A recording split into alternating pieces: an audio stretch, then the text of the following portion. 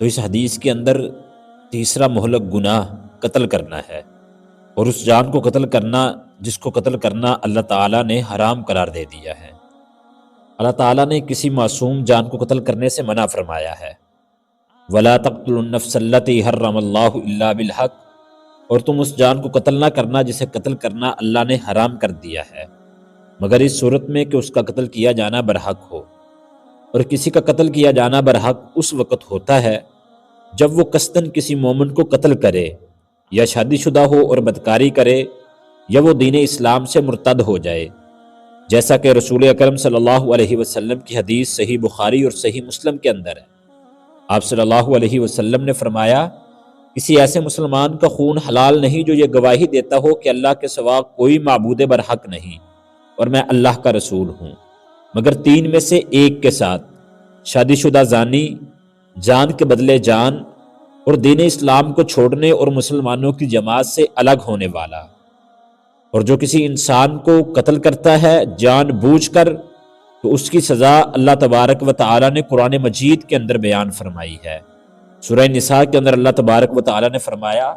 وَمَن يَقْتُلْ مُؤْمِنًا مُتَعَمِّدًا فَجَزَاؤُهُ جَهَنَّمُ خَالِدًا فِيهَا وَغَضِبَ اللَّهُ عَلَيْهِ وَلَعَنَهُ وَأَعَدَّ لَهُ عَذَابًا عَظِيمًا، اور جو کوئی کسی مومن کو قصداً قتل کر ڈالے اس کی سزا جہنم ہے جس میں وہ ہمیشہ رہے گا، اس پر اللہ تعالیٰ کا غضب ہے، اس پر اللہ تعالیٰ کی لعنت ہے، اور اس نے اس کے لیے بڑا عذاب تیار کر رکھا ہے۔ یعنی کہ اللہ تبارک و تعالیٰ نے بہت سزائیں بیان کی ہے جو کسی انسان کو ناحق قتل کرتا ہے۔ اور اللہ کے نبی صلی اللہ علیہ وسلم کا فرمان موجود ہے سنن نسائی کے اندر۔ اللہ کے نبی صلی اللہ علیہ وسلم نے فرمایا، ممکن ہے اللہ تعالیٰ ہر گناہ معاف کر دے سوائے اس آدمی کے کہ جس نے مومن کو جان بوجھ کر قتل کیا، یا وہ آدمی جو کفر کی حالت کے اندر مر گیا۔ اور دوسری حدیث رسول اللہ صلی اللہ علیہ وسلم کی جامع ترمذی کے اندر ہے، جسے علامہ البانی علیہ الرحمہ نے بالکل صحیح کہا ہے کہ اگر آسمان اور زمین والے سب کے سب ایک مومن کا خون بہانے میں شریک ہو جائیں تو اللہ تعالیٰ ان سب کو جہنم میں ڈال دے گا۔ قتل مومن اتنا بڑا گناہ ہے کہ اگر ایک شخص مومن کو قتل کرنے کی کوشش میں خود مارا جائے تو وہ جہنم میں چلا جاتا ہے۔ نبی اکرم صلی اللہ علیہ وسلم کا ارشاد گرامی ہے صحیح البخاری کے اندر، اب صلی اللہ علیہ وسلم نے فرمایا، جب دو مسلمان اپنی تلواروں کے ساتھ ایک دوسرے پر حملہ آور ہو تو قاتل اور مقتول دونوں جہنم میں چلے جاتے ہیں۔ کہا گیا، یا رسول اللہ صلی اللہ علیہ وسلم، یہ تو قاتل ہوا،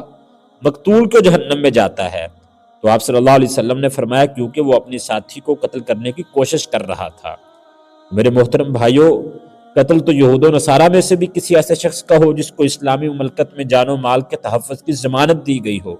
تو یہ اتنا بڑا گناہ ہے کہ اس کی وجہ سے قاتل کا جنت میں داخل ہونا تو دور کی بات، وہ جنت کی خوشبو تک نہیں پائے گا۔ صحیح البخاری کی حدیث ہے، اللہ کے نبی صلی اللہ علیہ وسلم نے فرمایا، جو شخص کسی ایسے آدمی کو قتل کرے جس کو اسلامی مملکت میں جان و مال کے تحفظ کی ضمانت دی جا چکی ہو، تو وہ جنت کی خوشبو تک نہیں پائے گا، حالانکہ جنت کی خوشبو 40 سال کی مسافت سے محسوس کی جا سکے گی۔